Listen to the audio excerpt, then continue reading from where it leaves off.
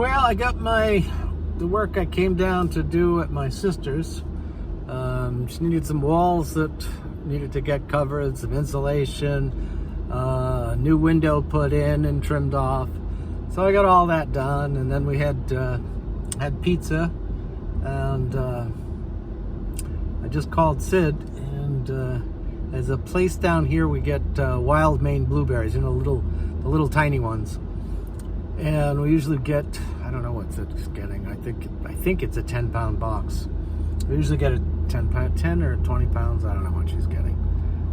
But she's gonna call while I'm down here and see if they've got them in, and then I can stop and pick them up. But I'm headed over to say hi and see my parents for a few minutes, and then we'll either go get blueberries and head back, or just head back. Tonight will be an early night. Last night I have no idea what exactly was going on, but I just couldn't shut off my head. Couldn't fall asleep.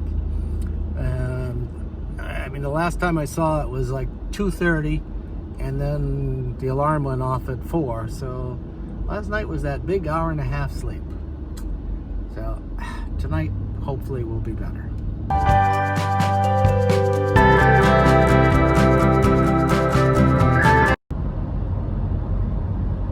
Well, making the 3-hour trip back to Vermont. Had a little visit with my parents. No blueberries. Sid called. All she got was the answering machine, which was kind of odd, but I don't know. I'm pretty sure they're open. So I'm not really sure what that story was about, but whatever. So now hopefully we have the uneventful ride back to Vermont. Oh, let's see, we're having some kind of a bicycle riding. I don't know what that was all about. I don't know why bicycle people find a hard concept with single file. This is Route 16. This isn't some backcountry road, and there were just 2 or 3 abreast. The breakdown bike lane, whatever you want to call it, is not that wide. I just don't get it.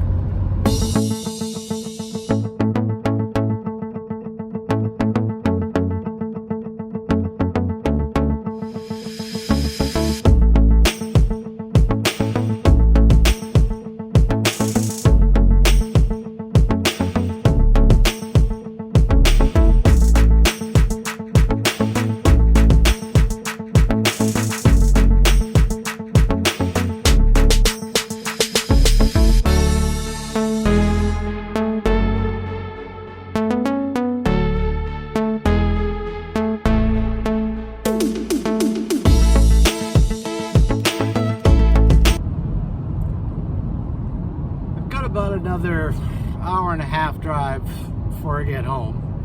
And you know, and I've said that before, I don't mind driving. I mean, today's, I think, maybe 250, 300 miles, and then work and all that. But the driving part doesn't bother me, because, you know, I sit and I think about things, about what's going to be, and, you know, in these uncertain times, shall we say, there's a lot to think about, and I think things are gonna change a lot. So, you know, thinking forward, I was with my parents, and naturally they're older than I am. And my father seems to have this idea that, you know, things are just going to miraculously go back to the way they were. Everything's just going to revert. And I don't think it's going to.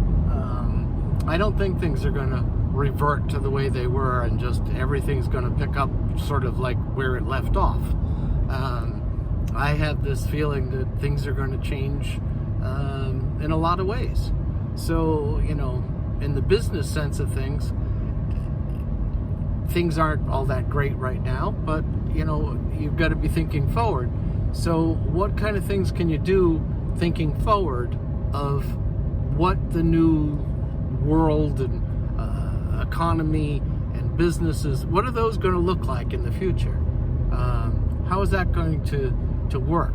How could you take part in that? And, you know, those are the kind of things I'm trying to figure out, and of course in relation to coffee.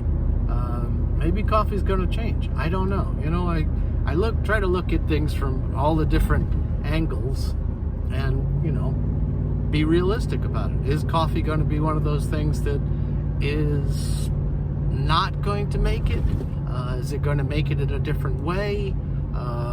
How's it going to be consumed? I don't think it's going to go away, but what part, how is it going to? You know, there's a lot of questions that have to go with that. So that's what I do when I'm driving, is thinking about all those different little aspects of what could we do? How could we do it? What would be the benefit to, you know, the consumer, the purchaser? Why would they want to do it that way? How can I convince them to? So, you know, and part of that I think is going to be, and I'm working on sort of doing something like that, is an educational component where people learn how to brew coffee to get the full taste out of it. I mean, if you're going to have just plain old grocery store coffee, well, then you're probably not too concerned about it anyway.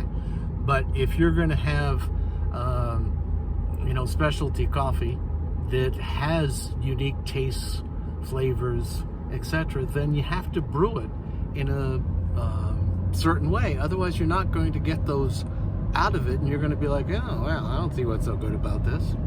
So, you know, I'm thinking of offering, coming up in August, sit-down demonstrations of, you know, how to use an AeroPress, how to use a Chemex to do pour-overs, different things like that, so that people can then understand, oh, okay.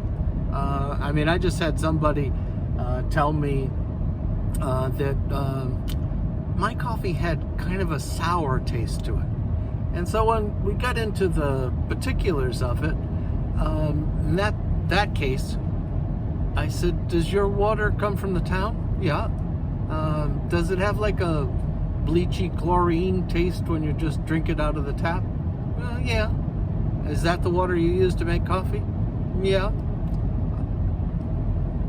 I said, you know, maybe you ought to try filtering the water, because I'm not sure what's going to make a chlorine water taste good, and definitely brewing any coffee in a chlorine water is not going to help it. And all of a sudden it was like, yeah, that's probably true. I hadn't thought of that. So car ride times are for thinking, and luckily I don't have to do a lot of driving thinking. It's sort of semi-automatic, but lots of thinking.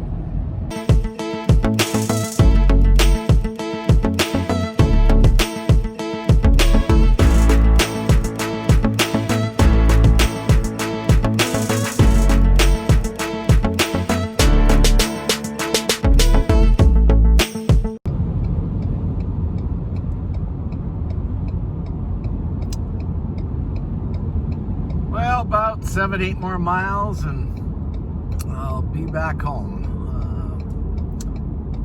Just cutting those pine boards today. Boy, I gotta put on my cream. My arms are red and itchy. Hard to believe after 30-some years being allergic to wood.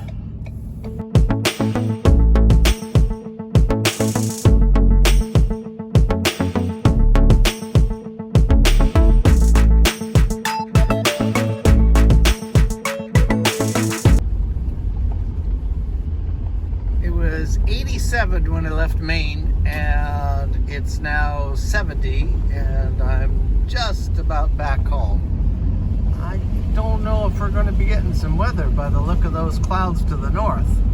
Looks like could be something out there. Oh well. That'll be tonight or tomorrow. Meanwhile, I'm back.